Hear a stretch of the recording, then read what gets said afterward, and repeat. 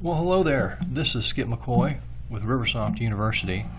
This segment is Scheduling Part 3, Best Practices, where I'm going to give you 4 tips on how to use Riversoft's scheduling system. The first tip is about loading the schedules from doctor orders. Now, on the Start of Care nursing note, the clinician completing this note has this 45 editor right here. On that 45 editor is the doctor order editor. This helps them complete Locator 21. But it also does something else that will really save you a lot of time.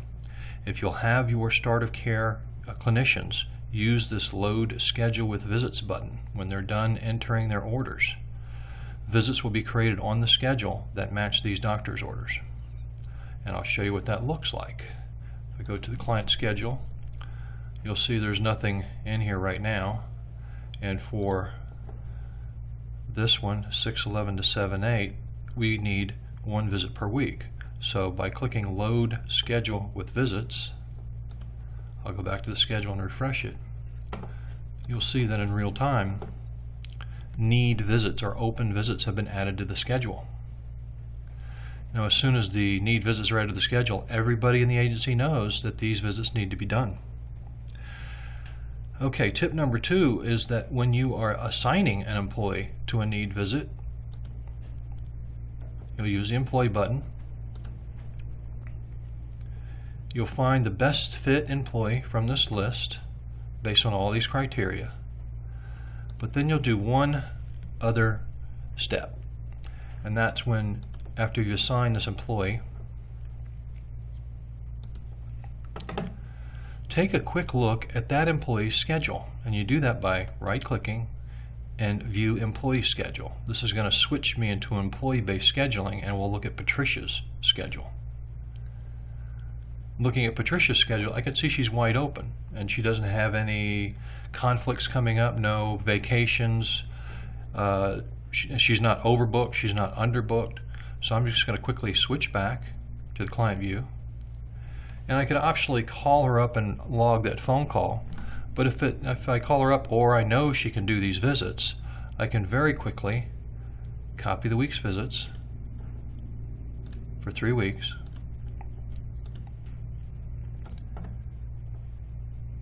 And then I'm just going to delete these superfluous visits.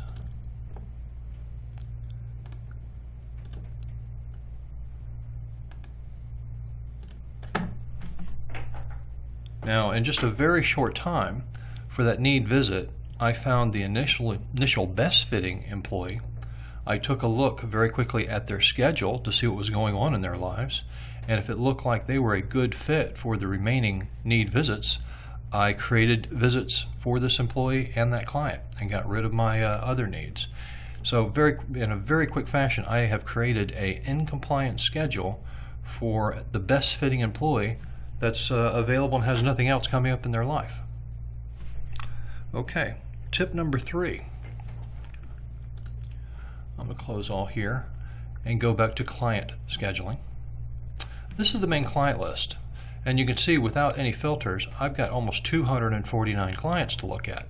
That's pretty overwhelming. Well, most places are able to segment or categorize their patient list, and certain people will take some patients and certain people will take other patients. We recommend you organize your patients by CSR, that's this column right here, and affiliation. The CSR is a user in your organization that is in charge of this client schedule, and the CSR is chosen on the client screen. The affiliation is a list of affiliations you create in the configure menu. And then you assign an affiliation to a client, and you can assign affiliation to employee. By using these two things, you can very quickly get, say, all the people who have unassigned visits for CSR Kathy. There they are right there. And then there's your affiliation. So for Kathy, if I was Kathy and it was my job to come in and find all my patients that had unassigned visits so I could go fill those with employees, I just start right here and there's the first unassigned one. I'd fill that one, and then I just move on in my list. So you don't have to go run a report. if you'll categorize your patients by CSR and affiliation and use the feature at the top of the scheduling client list, has visits scheduled between and has unassigned visits. Okay, lastly, we recommend that you keep your schedules as short as possible. Do not schedule past next week. Most of your caregivers don't need a schedule past next week. And as far as doctor's orders are concerned, if you're using best practices and you are coding your doctor's orders and doing your care plans so that you can care for the patient, fix their issue, and discharge them, you're not going to have doctor orders past 2 or 3 weeks in the future anyway. By keeping your schedules only 2 or 3 weeks in the future, you won't have many visits way in the future that you're going to have to fix anyway. You don't need to put need visits out in the future to track those, because your needs are tracked by insurance authorizations and doctor rules, and they're clear right here what your deficits are. There's no reason to preload your schedule way in the future. And like I said, if you'll keep your schedule short, the system will stay very fast and you will have a lot less cleanup to do. Okay, there's your 4 tips. First tip was, whenever possible, load schedules with visits from the clinical note doctor order screen. Use employee matching to find the best fit for your open visits, and then very quickly take a look at that employee schedule to see whatever issues are in the employee's life.